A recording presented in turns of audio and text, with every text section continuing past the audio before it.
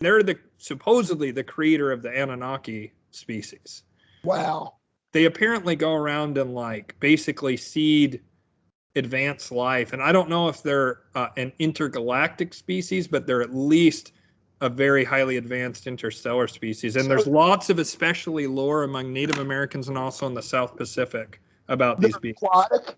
They're primarily aquatic. You said it came there's out of some kind of there's some kind of like aquatic type being, like they seem to have evolved on a water planet or something like that. And they tend to have descriptions of them as that they come up out of the oceans. And like I don't know, like the thing I saw looked like a anthropomorphic fish, but it had all these like kind of octopus tentacles coming out of the bottom, which it doesn't, like that doesn't make any sense from an evolutionary perspective. But it did almost feel like those tentacles were like almost like a suit or some kind of technology of some sort, that it was just something that being found useful, but it was more fish-like in its nature. And I have to wonder if like Aeonos and some of the other like ancient Near East gods are some kind of echo of these beings. I mean, I also think they're Atlantean guys who came out wearing what appeared like probably like scale mail armor or something like that, and some kind of headdress that made the more primitive humans who think of fish. I think that's part of it. There's those seven sages that appear all over the world and seed civilization around, sometime after the fall of Atlantis. I believe that Plato's description from Solon is 100% true, that there was the Egyptian priesthood knew about Atlantis, and that's why the pre-dynastic Egypt has so many just crazy off-the-chain artifacts. And I believe that if you want to know what the Atlanteans look like, they look like the Olmecs. If you see those Olmec statues down in Central America, they look African and Latino at the same time, which makes sense because Atlantis would have been in the mid-Atlantic between Africa and Americas, and probably, were interbreeding with, the people in Africa and Central America, to some degree. I believe that those Olmec statues are Atlantean statues. That's just my personal belief. That's not gnosis or anything. I just think it makes sense from a perspective of like where it approximately is on the planet of what those people would look like. I just say that because I hate this shit about I forget the guy's name, Robert Seffer, and he tries to make everything like all Aryan and stuff, and it just doesn't make any sense based on where they physically were located. They would have been dark-skinned people, or they would have fucking died of skin cancer. You know what I mean? Like, get the fuck out of here. Sorry, it's something that annoys me. I think there's something to the like maybe light colored eyes or whatever, because that does seem to come up a lot. But anyway, sorry, that's a personal thing that annoys me when people talk about Atlantis. It just doesn't make any sense to me that they're white people. So I wanted to ask you, have you ever had any interaction with the Ophanim, the Angels of the Thrones, the wheels with eyes? Yes. Eyes? Yes. Yeah. Yes. That's who I was about to start working with when this initiation happened, and it was the threshold thing. So at some point I'm going to at least teach this stuff to people I find worthy. I already have a student, and I will teach him. I don't know if I'm going to teach anyone else. I want this knowledge to be spread in a certain sense, but it's so sacred that it feels like it has to be personal. I don't know. I might be able to tell some stuff, like write a book. I've been considering it, but basically I will tell you this key, and then if people are able to figure it out from here, good for them. The key is this.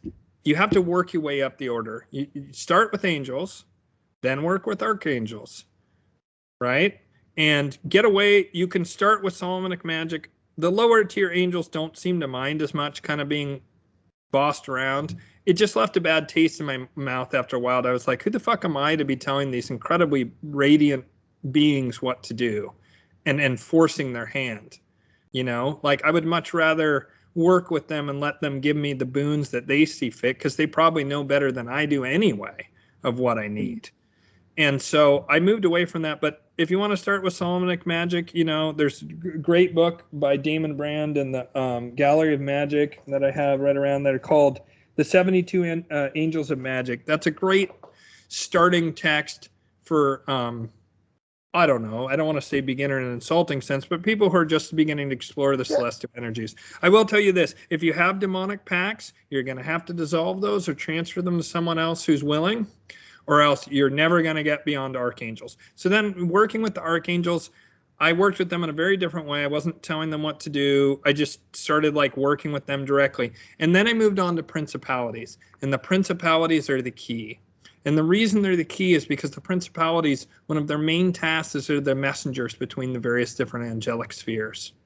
Mm-hmm. And basically I had to work with the principalities and get to the point to where that they found that I was worthy. And then they put me in contact with the virtues. And then I worked with the virtues for quite a while. And I actually need to get back to doing prophecies. Like they want me to be sharing prophecies from them. And I actually have some recordings that I haven't shared, but I will share those on my Facebook page and possibly on my YouTube channel. Huh? Is there any you can share right now off the top of your head? Yeah. So, I mean, I started to mention this earlier. They actually talked about how the elites think that they're going to be able to do this great reset and create slavery forever or whatever, but that the celestials and other spirits, they didn't specify, but that the celestials have basically seeded the dark elites or whatever the hell you want to call them with false prophecy that makes them think they're going to win. And some of the elites are aware that those prophecies are false and have been able to deduce that like they're fucked. And so about a third of them are trying to figure out how they can adapt. About a third of them are waffling between trying to adapt and trying to like see through this global takeover plan. And 1/3 is just like, oh, we're invincible. Fuck all that. Yeah, I hear those prophecies, but our prophecy is the true prophecy. And those ones seem to be kind of like dominant. The ones who think that they can take over and succeed. But the angels said they can't and they won't. And that between 2025 and 2030, you will see that around 2027, 2025, it'll start to be clear that the elites their days are numbered. By 2027, it'll be crystal clear that's the case. By 2028, they'll be done. They'll be just finished. And by 2030, a number of, good and evil, I hate to say those kind of terms, but whatever you want to say, good secret societies will emerge that have been hidden in some cases for millennia, and they will reveal technology that they have hidden away because humanity wasn't ready. That'll be very helpful. What I call hypertech, things like, so-called free energy, 0-point energy, anti-gravity. The dark elites use this shit with impunity with their secret space programs and whatnot. And, almost all UFOs that people see are actually humans with what I call hypertech technology. Yes, there's ETs coming here, but they usually have technology so advanced you never, unless you're part of that secret space program and have access to technology of a very high level that either was given from extraterrestrials, given by interdimensional beings, explained it to us, or recovered from prior civilizations, one of those three. Unless you have that level of tech, you're never seeing pretty much an ET unless they want you to for some reason, which is pretty unlikely. So most of the time when people are seeing UFOs, in my opinion, it's just my opinion, you're seeing humans who have hyper technology. So there are specific radical right-hand path orders that are Draco Slayers. They are hereditary dragon slayers. They are against any demonic force. They are against any alien force. They are against any archontic force. It's hard to get in touch with their teachers, but there's one guy who actually disappeared a few years ago. His name's Uncle Bearheart. Uncle Bearheart, and he teaches, but he actually works with certain goetic spirits, and he says that the goetics aren't actually demonic. which Wow. actually backs up some of the gnosis that me and you were talking about earlier Interesting. about them being kind of unified. But there are orders of Draco Slayers out there. I'll send you some links of this guy's stuff. He mostly teaches thaumaturgy and high magic energy, but yeah, I'll share some of the stuff with you. It's right up your alley. You'll really like the stuff. So real quick, can I clarify something about the virtues? And then I didn't actually get to the thrones thing. That I wanted to clarify that they're talking about that doesn't, what you just described is very fascinating to me, and I'd be interested, although I'm certainly not. I perceive reptilian aliens to be like humans, which is to say, some of them are evil, some of them are good, some of them are neutral. It seems that their government, if you will, is much like human government at this time, which is to say, pretty nasty. But within that, they seem to be organized in something akin to the Hindu caste system. In fact, I wonder if the Hindu caste system didn't come from reptilians, because they seem to have a similar thing, and their priesthood seems pretty good, and some of the scientific ones seem pretty reasonable.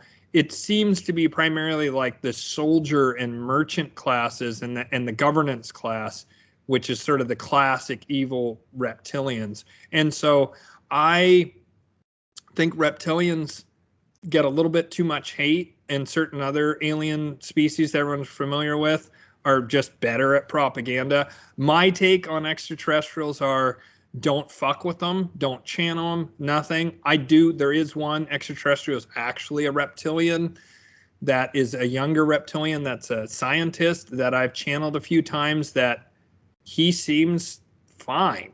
He just seems totally neutral. He just seems like a human scientist that he's just like wants to observe and whatever. And he's just, for whatever reason, he became interested in me and my soon-to-be ex-wife, Nora, all respect to Nora, Anima Nora, it's her magical name. And he became really interested in us because of just like the emanations that we were doing from all the magic that we were doing. And he seemed fine and friendly, but I've also seen that the reptilians have done absolutely abominable stuff for many, many, many millennia. I will say this: they left over the summer, and they plan to return, but they're gone right now. And there's also another class of reptilians that I wonder if this isn't part of the reason that people hate them.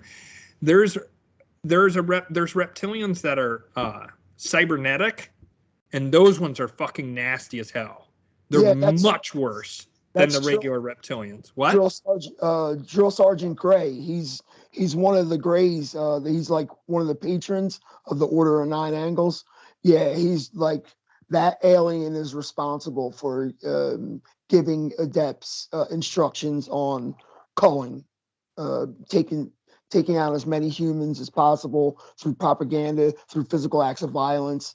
Drill Sergeant Gray is an actual entity. And he's like part cybernetic and part gray alien. Yeah, he's a patron from the Order of Nine Angles. Yeah, there's a lot of despicable, low-level, parasitical entities out there that are just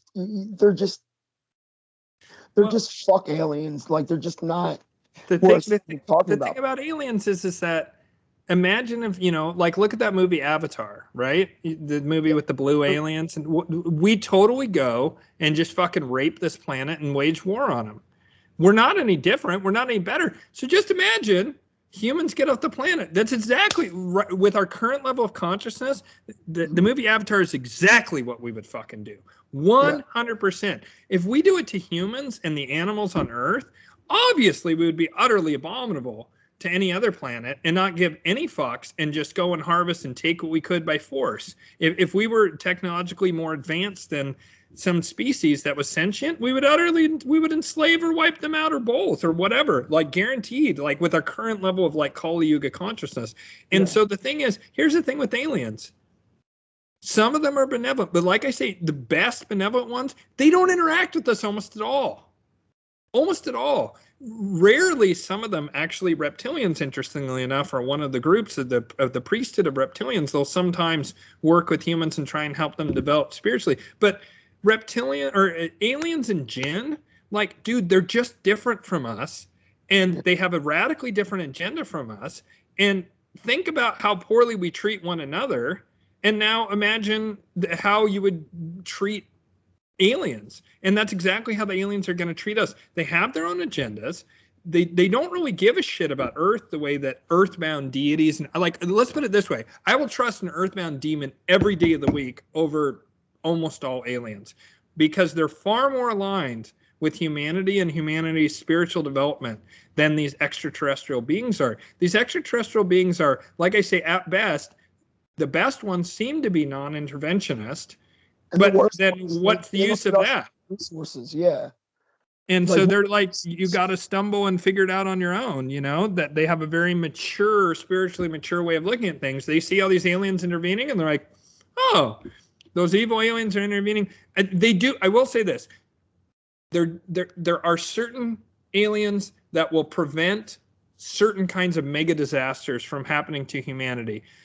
But their reasons for doing that may or may not be something you like. The Greys, for example, my personal belief about the Greys, and that is that they're humans from the future that made the decision to go down through the I can never say it unless I say Cliphotic, but through the Cliphotic journey.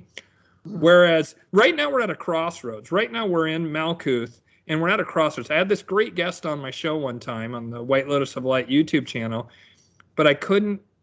He said some crazy ass shit, and then also the quality of the recording was poor because I was recording off a phone, and I couldn't do a direct Zoom call with him, so I had to have like the phone next to the mic, and just the quality was poor. And he said some crazy ass shit, but he said this piece of personal gnosis that was utter fire, like plasma tier fire. He said right now humanity is in Malkuth, and some amount of us are about to go down to Lilith, or I pardon my ignorance of the Cliphotic journey. I can't say it without saying photic at the end. It doesn't work for my tongue. But whatever the next sphere is down from Malkuth, I believe it's the sphere that Lilith rules. Is that correct? Is that right? Well, it's supposed to be Lilith. As far as on the tree of knowledge, the Cliphotic tree, Lilith rules the sublunar and lunar spheres. But doesn't it go Malkuth and then it goes down to it?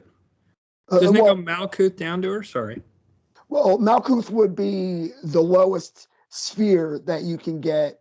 But as far as the Clipoth, it's just the tree of life turned upside down. It's the roots. So Kether would be Malkuth and so forth, just in reverse.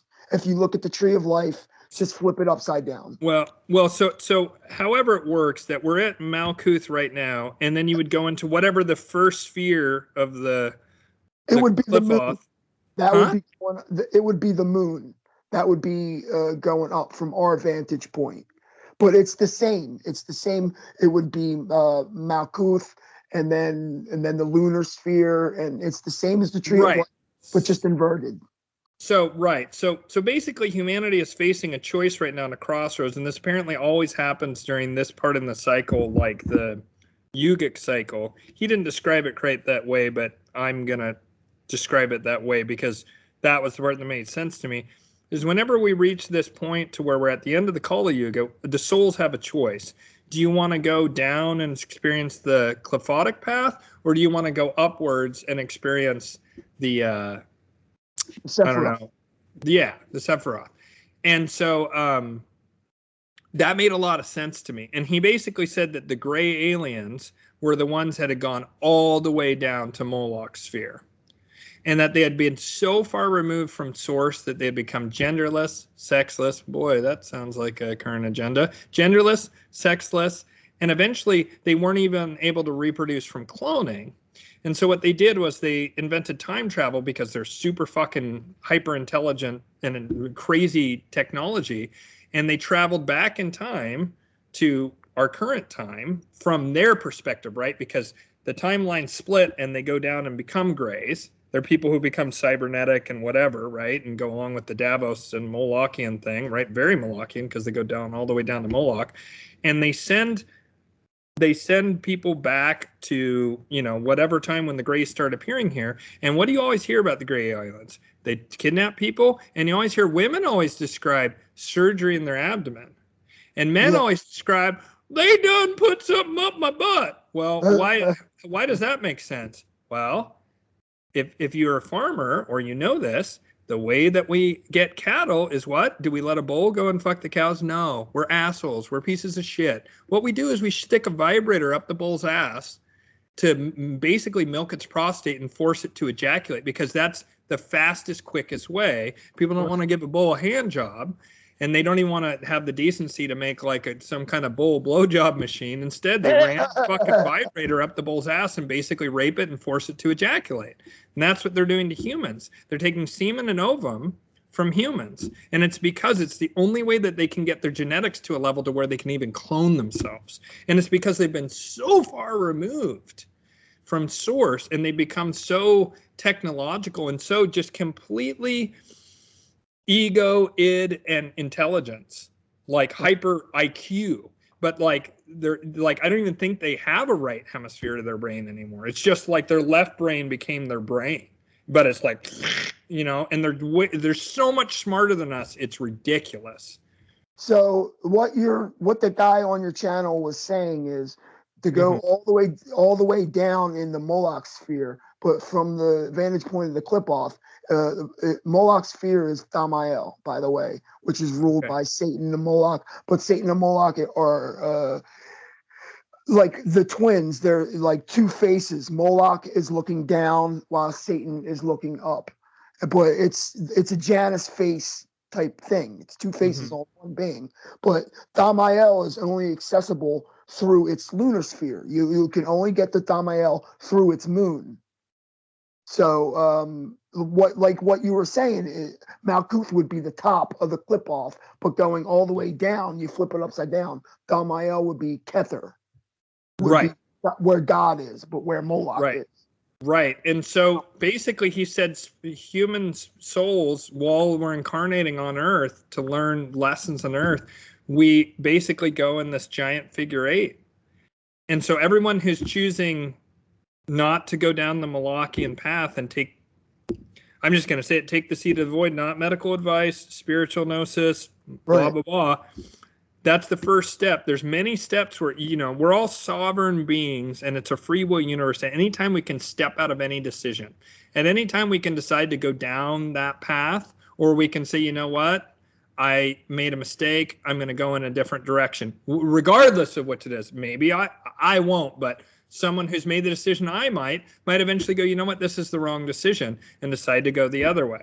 And someone who's made the other decision might say, I don't like that decision anymore. I have doubts about it, seeing all these FIFA soccer players falling over dead in the field and having seizures and shit. Something's wrong. I'm going to go this other way instead, and I'm going to figure out how to cure this. That's the other thing, the virtues, one of their prophecies is they said there is a cure for the seed of Moloch. Okay. And they didn't tell me what it was. They told me that it exists and that it will come out more and more. And that it even got the sense of that there were multiple cures. But so, oh yeah, I want to go back to that. So I worked with the virtues for a while, and then I worked with the powers, and the powers revealed to me their secret name. And then I neither the virtues or the principalities did for whatever reason, but the powers gave me their secret name. And then I eventually worked with dominions, which is the highest of the second sphere, and they also gave me their secret name.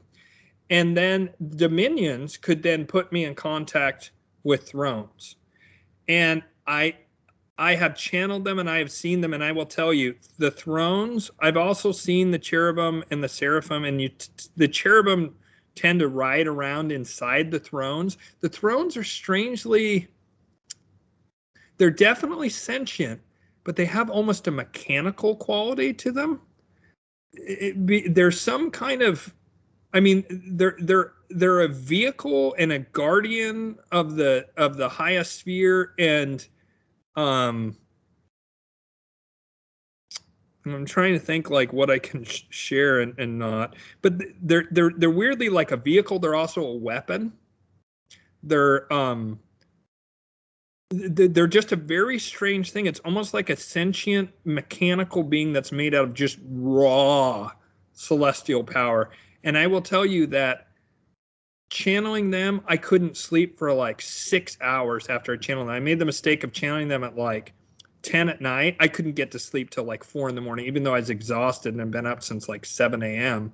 I made the mistake of channeling them really late at night. And the whole time it felt like there was an electrical current going through me. That's the only thing I can say about them. I believe this is true of demonic spirits as well, but the celestials are extremely electromagnetic, like extremely electromagnetic. And one of the things they do is, in order to even contact the higher ones, you have to raise your vibration. You have to avoid certain things like alcohol. Alcohol is not helpful at all. Right. Another big one, and this might sound weird, is porn. Right. Porn, because it puts you in a subjective state as a male or as a female, it doesn't matter. It puts you in a subjective or objective state to where like you're watching another male, and so it basically emasculates you in a certain way. Mhm. And you know, I'm not saying, you know, if you watch porn, like whatever. I'm just explaining this metaphysical principle. I don't know judgment. You know, I've watched plenty of porn in my day too. So I don't spill my seed. Even when I have sex, I don't spill my seed. Lucifer taught me that. Yeah, that's powerful if you're able to do that. The tantric techniques, it's something I'm working on developing. I find that difficult for whatever reason. So I'm sure that would help also increase your vibration, what you just described. But sometimes they would ask me to like not eat meat for a day or so beforehand. They also just like any kind of like drugs. It just makes it more difficult. It really, you kind of need to be sober. And one of the main things they would do is they would zap me with celestial lightning in order to get my vibration high enough to then speak to the next angelic sphere. And they would, and when I say zap me, I mean, I've been tasered before, unfortunately, by this asshole at a party, had a taser. And so he didn't have it on the highest thing, but I know what a being tasered feels like. Mhm. And it feels like being tasered and then some when you are getting these kind of vibrational upgrade celestial lightning strikes. It is very physically unpleasant. And in fact, because of my divorce and the initiation, I kind of fell off the wagon in certain ways. And so my vibration has come down quite a bit. And one of the things that I am nervous about getting back on the path to go back to work with drones is I'm certain they're going to have to fucking zap the ever living fuck out of me for quite some time, like probably days and days and days. I'm expecting maybe weeks.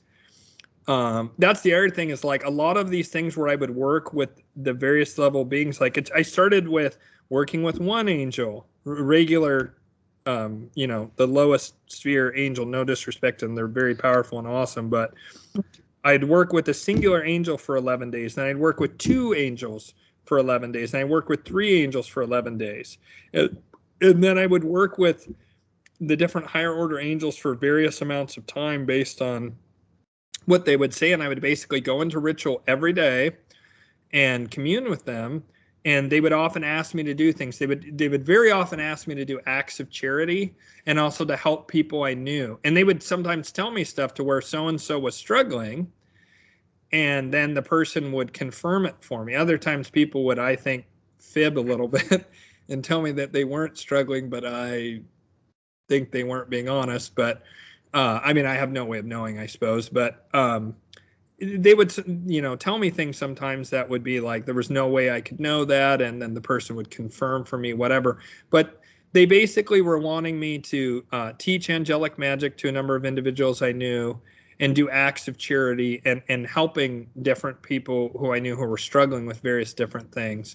They would ask me to do that kind of thing as sort of a way of checking my worthiness or whatever, serving their force. And then they would give me boons.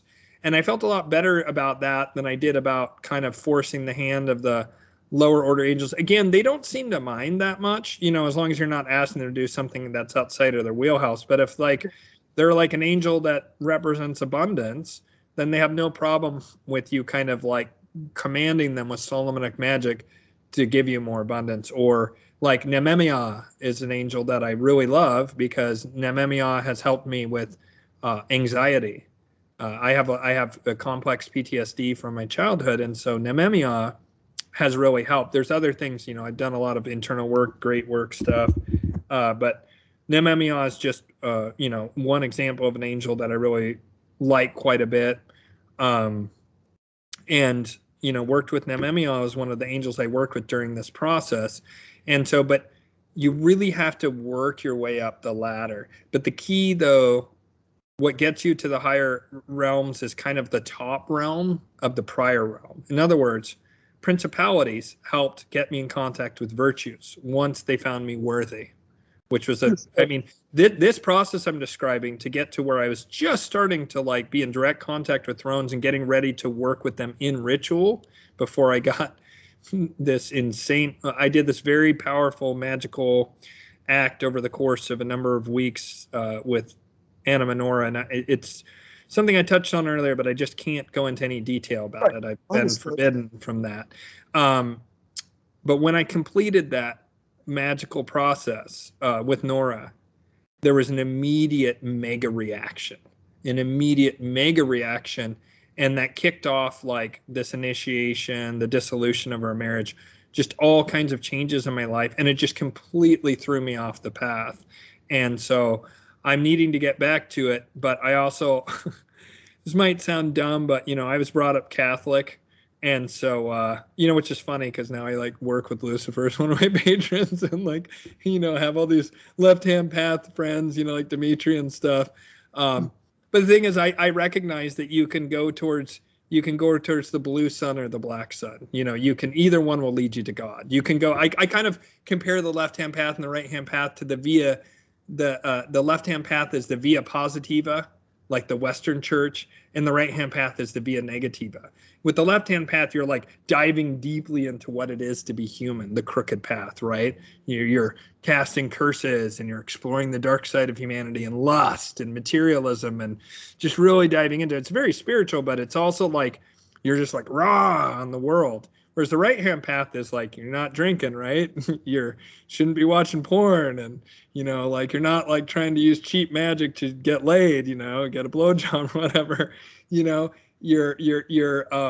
eliminating things like the via negativa, where they have it in the Orthodox Church, where they don't allow any iconography because they want your focus just to be on God. It's like the not this, not that, neti or whatever in the Hindu tradition, where you remove whatever. But then they have traditions to where like you even commit blasphemy and you do the nastiest things. You go eat a corpse out of a graveyard or whatever. You just break all the taboos. And in both of those, it doesn't make sense to the conscious mind, but both of those can lead you to big G God, not the Most High and not Moloch, but the ultimate, the everythingness and the nothingness, the unnameable, the inconceivable true nature of the universe, which is big G God, which is not some dude in the clouds Christian guy judging you. Oh, did you spill your seed in the earth? That's negative 10 degrees.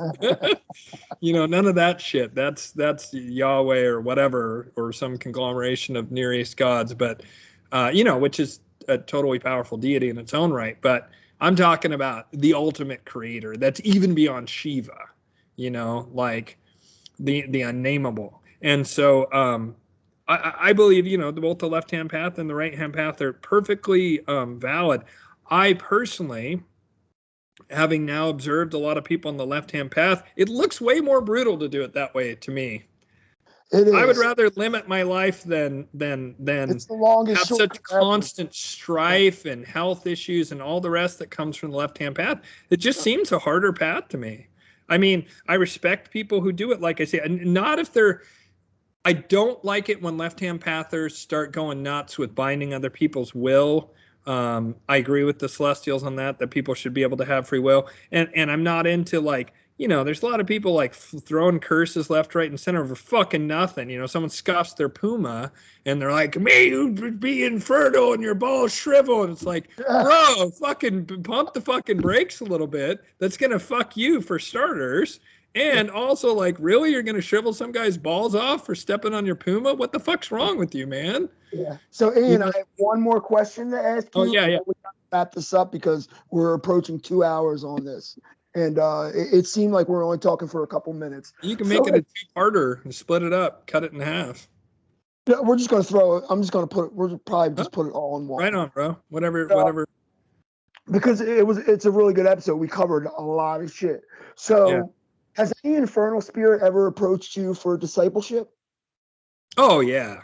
Oh yeah. I mean, they're all, and it works both ways. The Celestials are forever trying to recruit left-hand pathers to renounce the left-hand path. There's my number one student is someone who did a lot of left-hand path stuff for most of his life, and at some point he decided that he actually found me off this show. I'll give him a quick shout out. He has I won't. Oh, never mind. He wouldn't want me to get shout out. You know who you are. You actually found me through this channel when Dimitri interviewed me before. He wouldn't want me to reveal anything about him, so out of respect for him, I won't do that. But you know who you are if you're watching it, and I'll tell you about this show so you can hear this shout out. You know who you are. I love you, bro. You're awesome. Anyways, he actually is insanely talented, and the Celestials have told me that if he works really hard, he will surpass me. In terms of like working with the angelic magic. But anyways, he was a left-hand path practitioner for a long time, and the Celestials are ecstatic that he's like changing teams, so to speak. And the Infernals have definitely, and they know what my weakness is, which is women, and they are forever offering me packs. Especially Lucifer would love to get a pack from me. I mean, I already like have basically said that I'd work with him in this life because he's doing it for his own reasons that are maybe selfish isn't the right word, but he's pretty high on himself, and as well he should be. I mean, he's a interstellar deity. It's fucking pretty impressive. And I mean, he's easily the most brilliant. He's the most brilliant being, I think, on Earth. Maybe Lord Thoth compares to him, but Lord Thoth is just so different. Lucifer's just incandescent.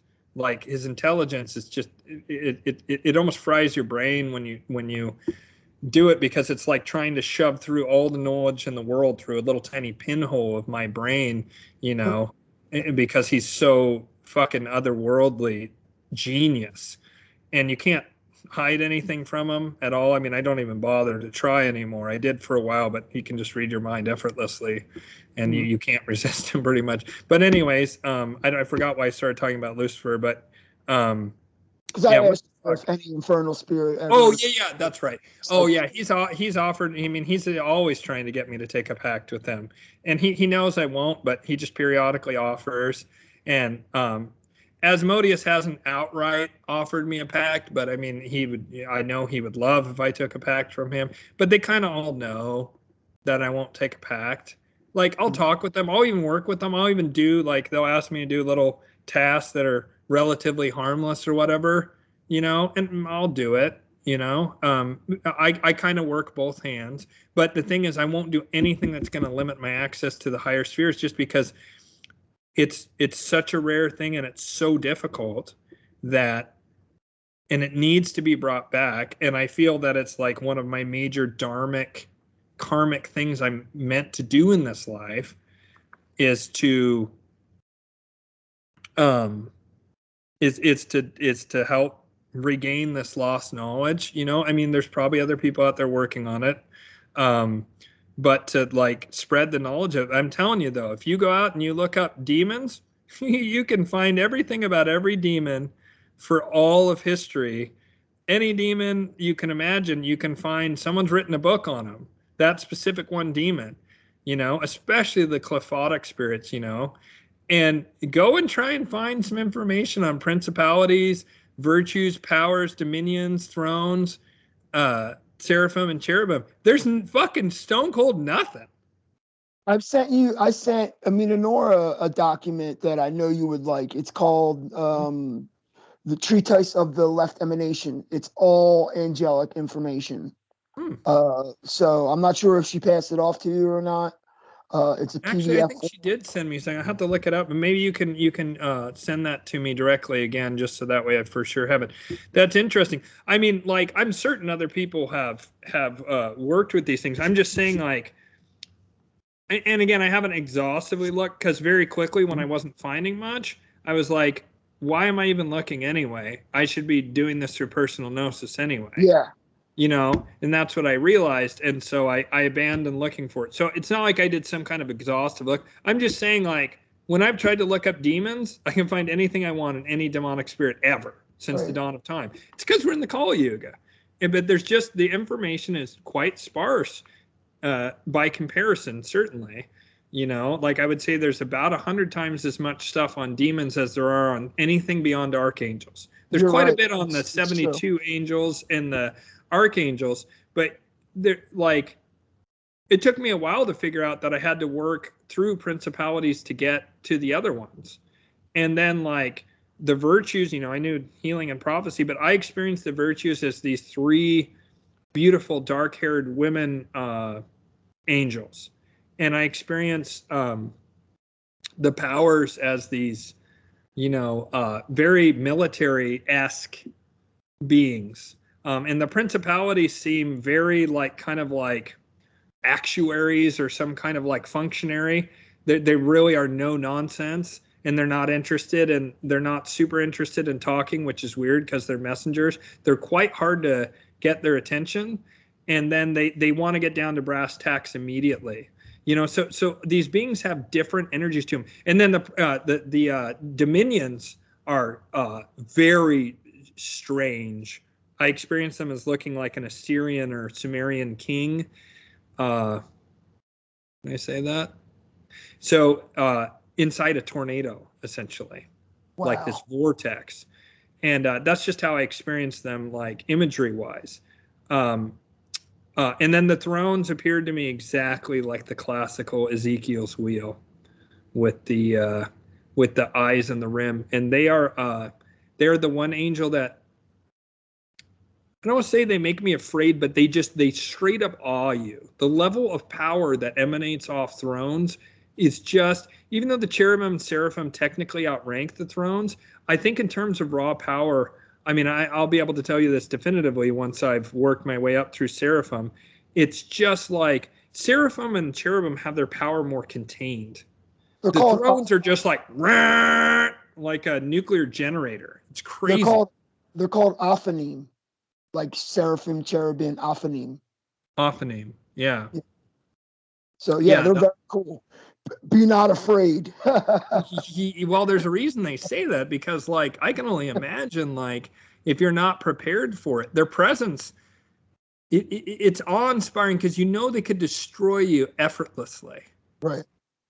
And indeed, in ancient times, they were used in war on Earth. And they will wreck shop like almost worse than the powers, even though the powers are like the angelic hosts, like the main warriors of the heavens, which were able to, you know, defeat the jinn and stuff, which is quite impressive. Lyle came from the powers. Really? Yeah. Interesting. Mm-hmm. Oh, wow. So he's like a Navy SEAL. He's like Rambo, right? He's like, he got out of the military and he's like, I just want to be left alone and the goddamn government keeps coming in. He's the anarchist. I actually have quite a fondness for Black. I'm you know, kind of I'm a volunteerist anarchist kind of person politically. You know, I just think people should be left the fuck alone, and when then we can collaborate. Yeah. Agreed. Crazy talk, I know. So, yeah, brother, this has been fucking awesome. Can you tell everybody where they can find you? Plug your... Yeah, so my main website is www.whitelotusoflight. So it's like a, you know, a lotus flower, white lotus of light, all in word.com, www.whitelotusoflight.com. And then I have a YouTube channel by the same name, White Lotus of Light. And I interview people on there. I'll have to have you on the on my show at some point. I've gotten behind on lining up guests, and you're kind of perfect to introduce my audience to. I mean, do you consider yourself a left-hand pather? I mean, you must, right? Belial's your patron. Yeah, and so I think it would be good to introduce people. I mean, I kind of blow their minds, but you know, like I would love to have Dimitri on my show, but I don't think people are ready for Dimitri on my channel. But I'm not dogmatic about my Satanism. I'm not. I'm not like it's only got to be that way. It's, you know what I mean. I don't necessarily, I don't really work with angels, but I'm not adverse to it. You know what I Right. mean? I know don't hate exactly. I mean, that's how I angels or feel anything about, like I mean, like I love Dimitri, literally love that guy. Like we have some karmic bonds from past lives, clearly. I think he's fantastic. My ex-wife was straight up, basically almost exclusively left-hand pather. She also, I think she announced this publicly already. So she took some pretty big packs recently, and those packs then she was just opening up to the angelic realms and was like even able to kind of sense and work with, and then it was like and then I would call on the angels to help her with various things, and they'd be like, sorry, we can't anymore because of her packs. They limit her access. And so yeah. I don't I don't I don't begrudge anyone. Again, if someone's like, if someone's just willy-nilly cursing everyone, binding people's will, doing baneful magic over bullshit or whatever, it's like, and all the revenge crap, like I don't find those people. I mean, like, I'm sure there's right-hand pathers who are that way. I hate all this love and light. Oh, love and light, love and light. There's nothing else. I'm like, integrate your shadow, bro. Integrate your Yeah. fucking shadow, you know? Um, but immature magicians who are just like trying to get laid and get some extra scratch with, there's nothing wrong with either of those things, but people are just doing it like kind of mindlessly just for material gains, or fucking over others materially. I really don't. I just have disdain for that. But if people are like true practitioners, such as yourself or Dimitri or Anna Menora or Magister Clavos, shout out to their channel, Devil's Disciples.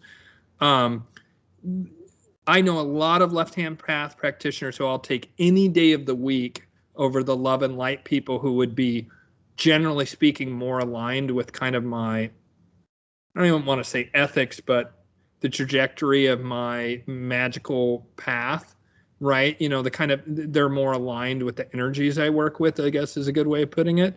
I will take a sincere left-hand path practitioner because I believe that they are really trying to gain something spiritually. They're really sincere about developing spiritually. And again, like I said earlier, I believe that either path, and also we're going to be coming more into alignment with the shift of the yugas and able to work both hands more effectively. And I wonder how that's going to look exactly, but I have total respect for left-hand path people, and I want to kind of get rid of some of the bigotry. I mean, that's one of the things about that I really don't like about the right-hand path folks is that very often they're extremely bigoted against left-hand path folks. They just are like, Satanist, and I'm like, no, the people you don't like are Malachians. The people you don't like who are raping children, they're not Satanists, or maybe they're also Satanists, but they serve Moloch whether they know it or not. Like, and so, or they're like, oh my God, that person has a Baphomet t-shirt. And I'm like, Baphomet is the Lord of Alchemy. It's the most neutral deity that exists. What the fuck is wrong with you? You're just so ignorant. It just looks vaguely like the horned god that you grew up, and Catholic and whatever kind of nonsense. It's the programming, it's like, man. It's the programming. they haven't investigated things like in any depth at all. And and look, I came from an ignorant place. I made a lot of mistakes. I was wrong. I made all these same kind of generalizations. It's just that there's a tremendous amount of people who are like sort of waking up to the way the world really works. And I'll just close on this point. Right. And first, people tend to, not always, they tend to see the political dimension first. And very quickly, they realize that there's a spiritual dimension. And a huge amount of people, when they discover the spiritual dimension, they seem to regress into fundamentalism, usually of an Abrahamic faith, right? Of whatever they is. They're attracted to Islam, they decide they're going to be more devout Jew, or they decide they're going to be Christian because they're aware that this is a force of evil runs the planet. But then they like start to behave like that force. They're like, oh, they're going to put us in camps. We'll put them in camps first. And I'm like, bro, listen to the words coming out of your mouth. You don't like communism, so now you're fascist? Are you insane? Yeah. Like, what are you doing, bro?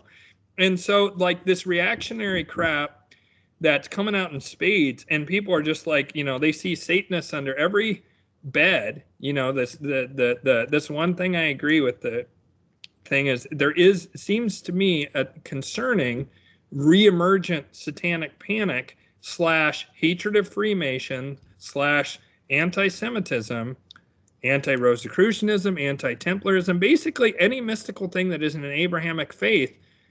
People see that as the force that's dominating things when it's really the goddamn Malachians.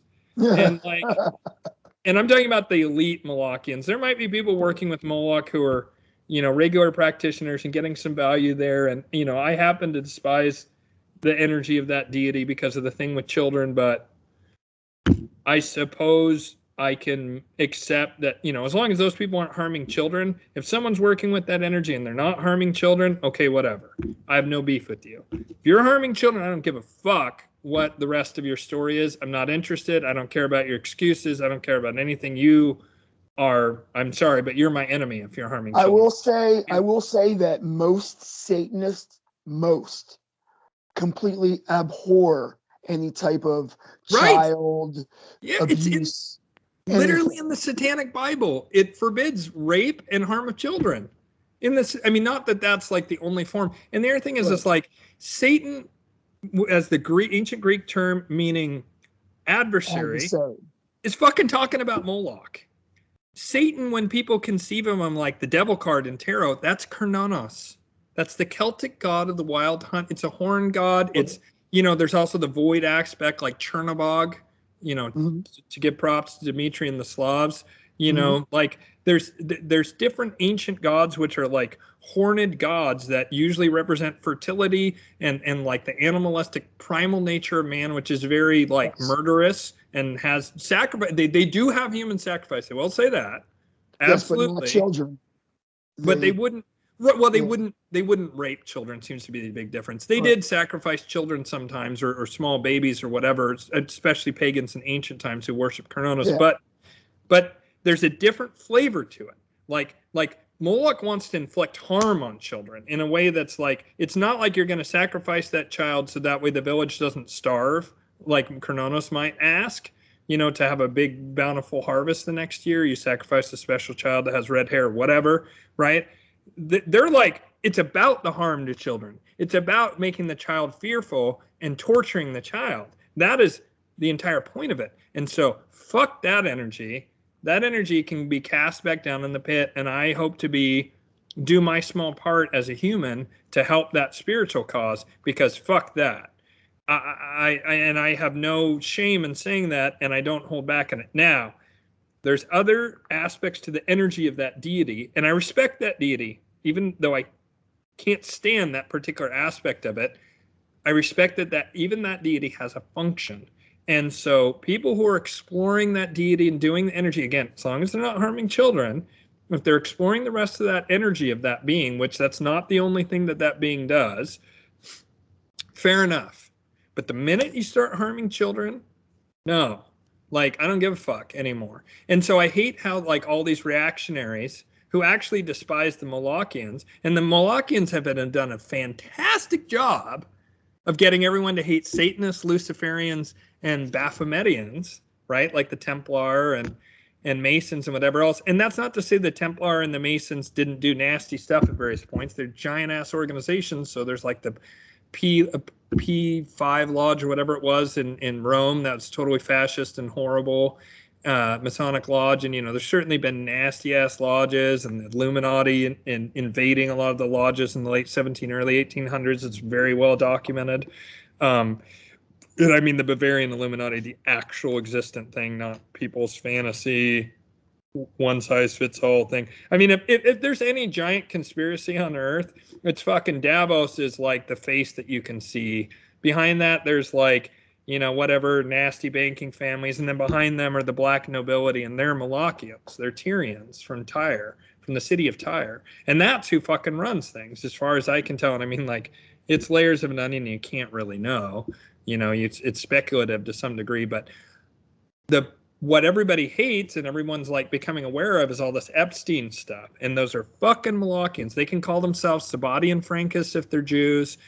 They can call themselves whatever the fuck they want. Some Hollywood weirdos, like, you know, thinking it's just having a laugh and whatever, you know, or politicians banging teenagers, you know, or whatever, you know, under 18. But they serve that being, whether they know it or not. And that's what people hate. And a lot of Satanists are actually, strangely, weirdly, to Christian people, they're good people. They're good people. And I'll take them over the Westboro Baptist Church any day of the week. You know?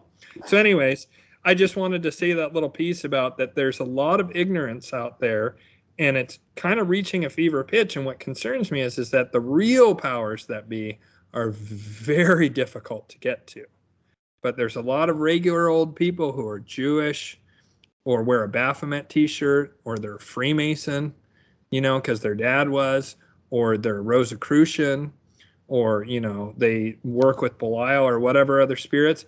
And most of the people, they're very angry right now because they see what's going on.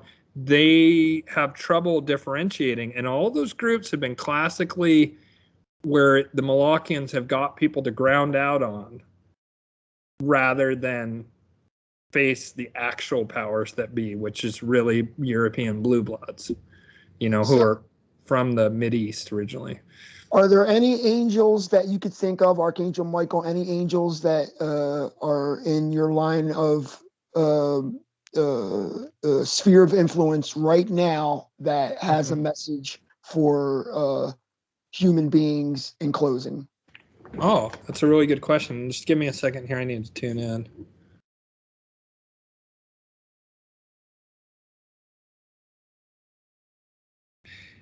So the virtues wish to let everyone know that it is a time of great change,